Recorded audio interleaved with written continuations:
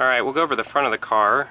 This car's got some CB fog lights installed under the bumper in front of the valence. Now this valence came with the car, but it is not original. It's just an IPD piece. aftermarket. Yeah, those are CP airport fog lights, CB, and then these are CB replicas with LED daylight, daytime running lights is what we're using them for. But they're not fogs. They're running. They have the narrow beam. These have all been replaced as well. These are CB lights with H4 bulbs. They work really excellent for for what they are. The horns have also been replaced. Yep, nice and loud. Pretty hard to see, but those are both new. And the fan has also been replaced.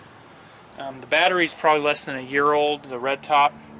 The brake booster has been completely rebuilt, so it works great, and it's got a new master cylinder as well, even though it has rusted over a little bit. The engine is a performance engine made by a company called VPD, Vintage Performance. I think so, is that right? Vintage Yep. Performance.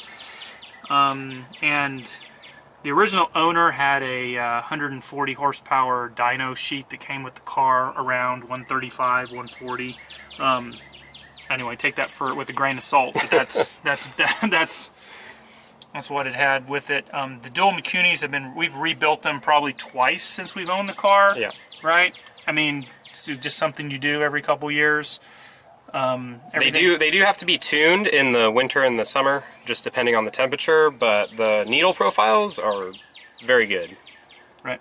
So we adapted this air filter that came off of the '69 rally car to work with the McCuneys, and so it actually has a cold air intake at the moment. The alternator is it's actually a race alternator, a Japanese Denso model with the one-wire conversion. Actually, this particular setup works really excellent. Had a lot of trouble with that over the years, but finally got a reliable alternator. Coil, that's probably 6 months old or less. It's not old. That's been replaced as well. Overall, I think mechanically it's very reliable at this point. Front shock's been replaced with some yellow Bilstein front shocks, and rear shocks had the Bilsteins that came with it when we had the car 5 years ago. I don't know how old they are, but they seem to work pretty well still.